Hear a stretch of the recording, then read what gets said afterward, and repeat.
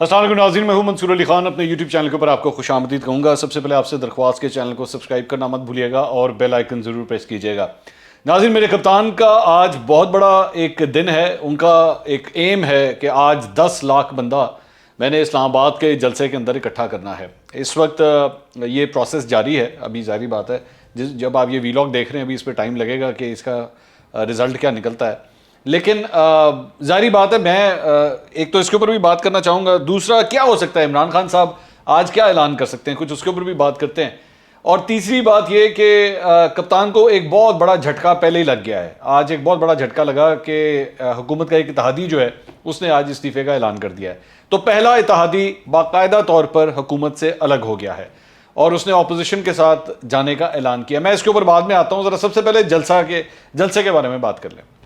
سب سے پہلے تو جی جلسہ گاہ کے حوالے سے یہ خبر آئی صبح مختلف جگہوں سے. کچھ رپورٹروں نے یہ رپورٹ کیا کہ جی جلسہ گاہ کے اندر جو ہے وہ صرف پی ٹی وی کو کوریج کرنے کی اجازت دی گئی ہے، کہ پی ٹی وی جو ہے وہ ہر جگہ اپنے کیمرے لگائے گا اور وہ کوریج کرے گا، اور باقی جو نجی میڈیا ہے اس کو جانے کی اجازت نہیں دی جا رہی. لیکن بہرحال اس کو گھنٹے 2 گھنٹے کے اندر اس کو ڈینائی کیا گیا.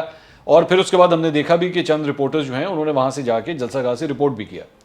اب میں جس وقت یہ ویلاگ ریکارڈ کر رہا ہوں تو 3:30 بجے کا ٹائم ہے. اب 3:30 بجے تک آبویسلی نون لیگ کے لوگ جو ہیں وہ بار بار نمبرز کی بات کر رہے ہیں کہ جی نمبر جو ہے نمبر نہیں آئے، نمبر ہے نہیں ان کے پاس اور بندے نہیں ہیں ان کے پاس، وہ اس قسم کی باتیں کر رہے ہیں.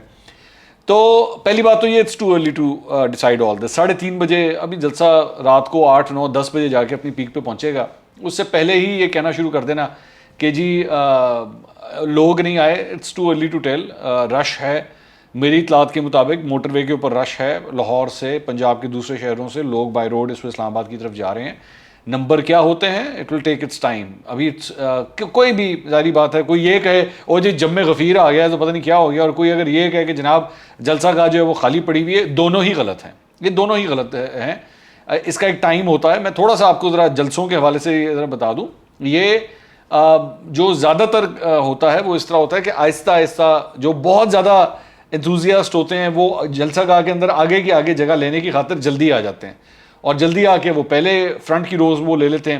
وہ آہستہ آہستہ پھر کچھ لوگ دور سے آ رہے ہوتے ہیں، ان کو پہنچنے میں ٹائم لگتا ہے، وہ آہستہ آہستہ وہ آ کے، تو یہ جلسہ گاہ آہستہ آہستہ آہستہ آہستہ فل ہوتی ہے. اتنی جلدی نہیں فل ہوتی، لیکن اٹ ٹیکس اٹ ٹائم. اور البتہ یہ ہے کہ جب جو پارٹی کا لیڈر ہوتا ہے جب وہ جلسہ گاہ سے خطاب کرنا شروع کرتا ہے تو پھر وہ جو تعداد ہوتی ہے نا وہ اپنی پیک کے اوپر پہنچتی ہے.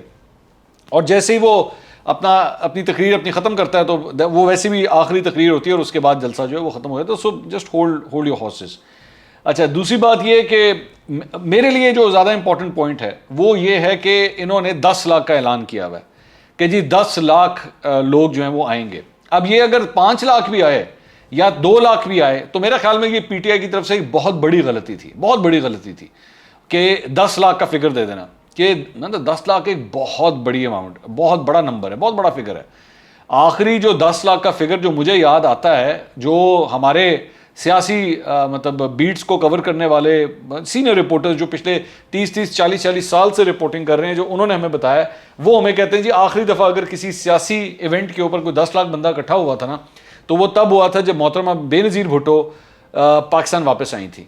یہ تب کی بات ہے، 80s کے اندر کی بات ہے. یہ تب 10 لاکھ بندہ اکٹھا ہوا تھا. اس کے بعد کوئی بھی پاکستان کے اندر لیڈر جو ہے وہ 10 لاکھ بندہ نہیں اکٹھا کر سکا. سو ٹھیک ہے، پی ٹی آئی نے یہ کلیم کیا کہ ہم 10 لاکھ لے کر آئیں گے. بلکہ فیصل جاوید صاحب جو ہیں انہوں نے تو کل رات کو یہ کلیم کر دیا جی 10 نہیں 15 لاکھ آئے گا. سو اور دوسری بات یہ کہ یہاں پہ اگر آپ پی ٹی وی کے کیمروں سے یا پی ٹی وی کی فیڈ سے آپ یہ کہہ رہے ہیں کہ جی اس کے ذریعے ہم یہ دکھانے کی کوشش کی جائے کہ جی بندہ زیادہ ہے. کیونکہ میں آپ کو یہ بات بتا دوں کہ کیمرہ اینگلز کا بڑا کمال ہوتا ہے، بہت کمال ہوتا ہے کہ وہ کس اینگل سے آپ کو کیا دکھاتے ہیں. تو بلکہ ایک بڑے مشہور اینکر ہیں، ان کا تو اقبال جرم جو ہے وہ آن ریکارڈ ہے کہ اس میں انہوں نے کہا ہے کہ جی ایکچولی بندے جو ہیں وہ 2-2.5 ہزار بیٹھے ہوتے تھے تو ہم ٹی وی کے اوپر آ کے کہتے تھے کہ بڑا مجمع آیا ہوا ہے، 15-20 ہزار بندہ 25 ہزار بندہ اس وقت اکٹھا ہوا ہے. وہ انہوں نے کہا بھی ہوا ہے. بہرحال اس کے بعد ان کو جرنلزم چھوڑ دینی چاہیے تھی، پھر بھی چھوڑی نہیں انہوں نے. اینی ویز، کیونکہ ظاہری بات ہے یہ ڈس آنیسٹی ہے، یہ اپنے ویور کے ساتھ یہ ڈس آنیسٹی ہے، لیکن پھر بھی انہوں نے نہیں چھوڑی. اینی ویز، اچھا دوسری جگہ میرے پاس جو میرے سورسز ہیں وہ میں نے ان کو، آپ فکر نہ کریں، ان کو لگایا ہوا ہے اس کام کے اوپر. مجھے پتہ اپڈیٹس آ رہی ہیں کہ کتنے لوگ ہیں، کتنی کرسیاں لگائی ہوئی ہیں، کتنا ایریا ہے. ایریا کوئی بہت بڑا نہیں ہے پی ٹی آئی کا, یہ میں آپ کو پہلے بتا دوں. جس جگہ پہ یہ لوگ جلسہ کر رہے ہیں نا, کوئی بہت بڑا ایریا نہیں ہے. آپ اس بات سے اندازہ لگا لیجئے, خاص طور پہ جو لاہور سے تعلق رکھتے ہیں نا لوگ, میں صرف تھوڑا سا ان کو بتا دوں, 10 لاکھ بندہ پتہ کس طرح اکٹھا ہوتا ہے. 10 لاکھ بندہ. محترمہ بینظیر بھٹو مینار پاکستان پہنچی تھیں, مینار پاکستان, تو جو بتاتے ہیں, جو لوگ ہمیں بتاتے ہیں کہ 10 لاکھ بندہ, اس کی تعداد کتنی ہوتی ہے, وہ کتنے کلومیٹر کا وہ ایک جلوس ہوتا ہے, وہ کتنے کلومیٹر کے لوگ ساری اکٹھے ہوتے ہیں, تو پھر 10 لاکھ بنتا ہے. محترمہ بینظیر بھٹو مینار پاکستان کے اوپر کھڑی ہوئی تھی, اور جو یہ جو پورے کراؤڈ کی جو ٹیل تھی نا, وہ مال روڈ پہ پہنچی ہوئی تھی, مال روڈ کے اوپر. تو اب آپ ذرا کیلکولیٹ کریں, جو خاص طور پہ جو لاہور سے تعلق رکھتے ہیں, کہ مال روڈ کہاں پہ ہوتا ہے اور مینار پاکستان کدھر ہے, تو تب جا کے 10 لاکھ بندہ جو ہے نا وہ کاؤنٹنگ کے اندر آتا ہے, کوئی اتنی تعداد بنتی ہے.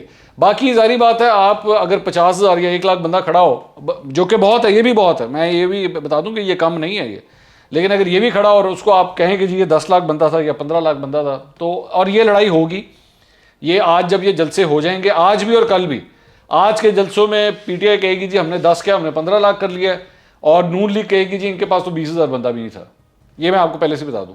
اور کل جب نون لیگ کا جلسہ ہوگا اور پی ڈی ایم کا جلسہ ہوگا, تو اس پہ پی ٹی آئی نے کہنا ہے کہ جناب 15,000 بندہ نہیں تھا, جبکہ انہوں نے کہنا ہے جی ہمارے یہاں تو 10 لاکھ بندہ آیا ہوا تھا, یا 5-10 لاکھ بندہ آیا ہوا تھا. سو یہ لڑائی جھگڑا جو ہے وہ چلتا رہے گا. اب آ جائیں ایک دوسرے پوائنٹ کے اوپر.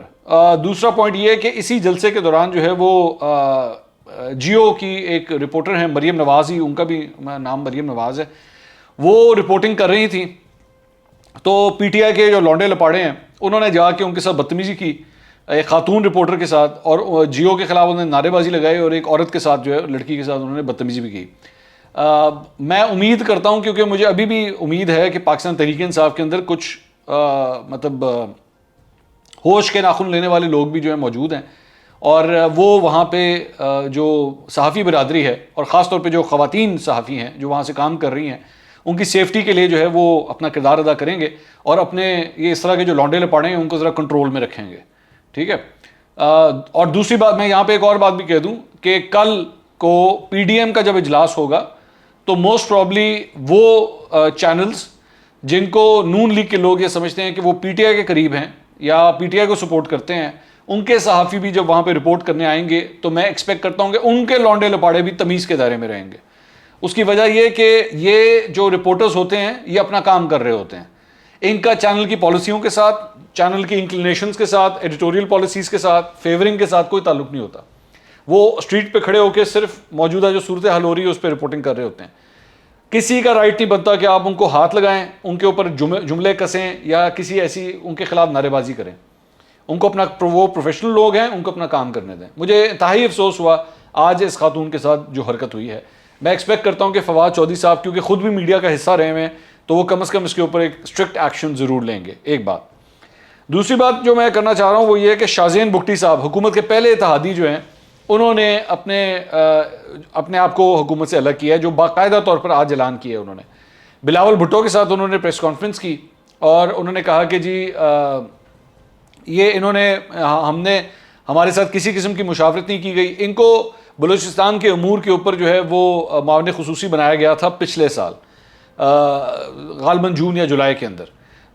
تو اس وقت سے لے کر اب تک وہ فرماتے ہیں کہ میرے ساتھ کوئی کنسلٹیشن نہیں کی گئی. اچھا, شازین بگٹی کے بارے میں آپ کو یہ بھی بتا دوں کہ انہوں نے کابینہ سے بھی استعفیٰ دے دیا, کہ انہوں نے جب ان کو بنایا بھی گیا تھا تو بنایا اس وجہ سے گیا تھا کہ جی بلوچستان کے اندر جو ناراض بلوچ ہیں ان کے ساتھ جو گفت و شنید ہے یا ٹاکس ہیں, نیگوسیشنز ہیں, وہ شازین بگٹی کے تھرو ہوں گی. یہ اس لیے شازین بگٹی کو وہ کیبنٹ کے اندر لے کر آئے تھے. لیکن جو میرے چند بلوچستان سے تعلق رکھنے والی سورسز ہیں, انہوں نے مجھے کہا تھا کہ شازین بگٹی کا جو ہے کوئی زیادہ اثر و رسوخ نہیں ہے ان معاملات کے اندر, وہ کوئی بہت بڑا رول اپنا پلے نہیں کر سکتے. ایک بات. دوسری بات یہ کہ مجھے کسی نے ایک بات کہی جو کہ میں چاہوں گا میں آپ کے سامنے رکھوں. انہوں نے مجھے کہا کہ جی بات یہ ہے کہ وہ جو پی ٹی آئی کے باقی لوگ تھے جو ناراض ہوئے تھے, اور اس میں خاص طور پہ جو ایک صاحب جو دنیا ٹی وی کے اوپر کامران شاہد صاحب کے پروگرام کے اندر آئے تھے, تو شہباز گل صاحب نے جو ہے وہ ان کو ایک اتنی بڑی گالی دی تھی. ٹھیک ہے, اتنی بڑی گالی دی تھی. یہ شازین بگٹی کو ذرا بول کے دیکھیں.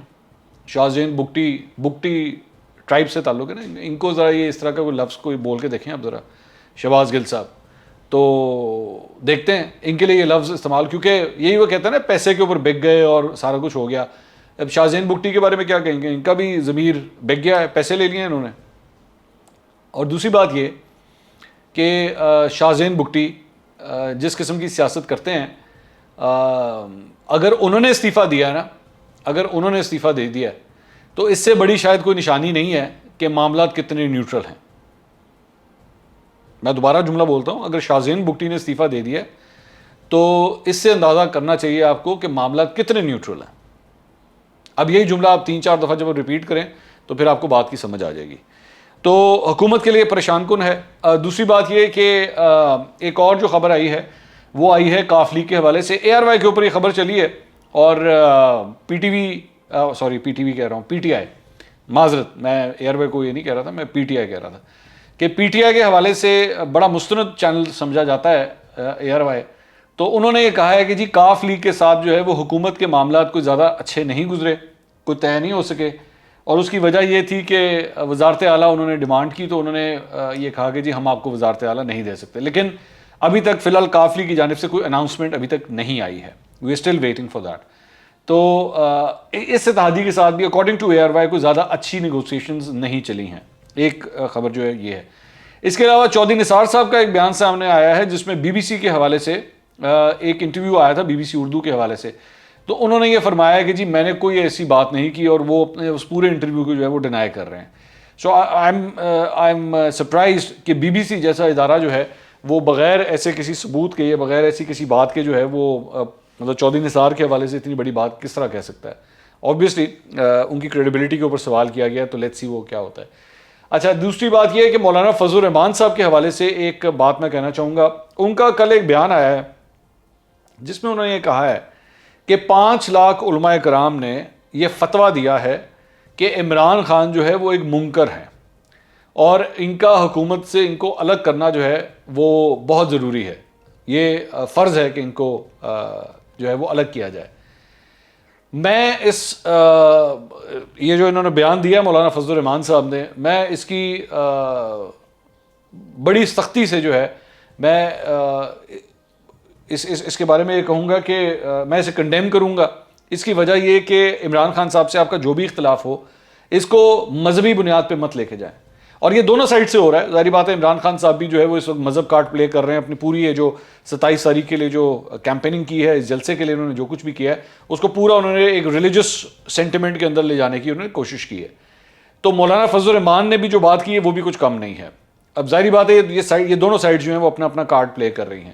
البتہ میرے پاس جو اطلاعات ہے وہ یہ بھی ہیں کہ مولانا فضل الرحمان بھی جو ہیں وہ ان کے جو لوگ آئے ہوئے ہیں وہ اچھی خاصی تعداد ان کی بھی آ رہی ہے. پی ٹی آئی کی بھی بہت اچھی تعداد آ رہی ہے جلسہ گاہ کے لیے.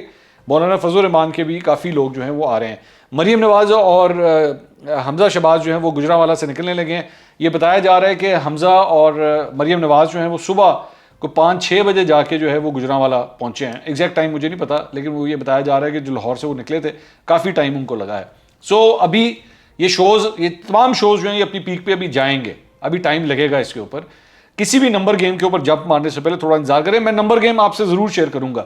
یہاں پہ بہت سے جو ہے وہ کیا کہتے ہیں چمچا گیریاں بھی ہوں گی. آج سارا دن میں دیکھ رہا تھا یوٹیوب پہ شروع ہو گیا ہے چمچا گیریاں کرنا. وہ چھا گیا، آ گیا، جمے غفیر، کیا بات ہے، سب چمچا گیریاں ہو رہی ہیں.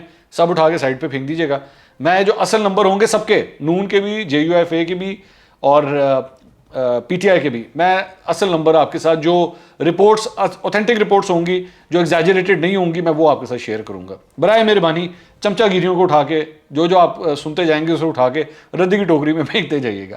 اگلے ویلاگ میں دوبارہ ملاقات ہوگی. اللہ حافظ.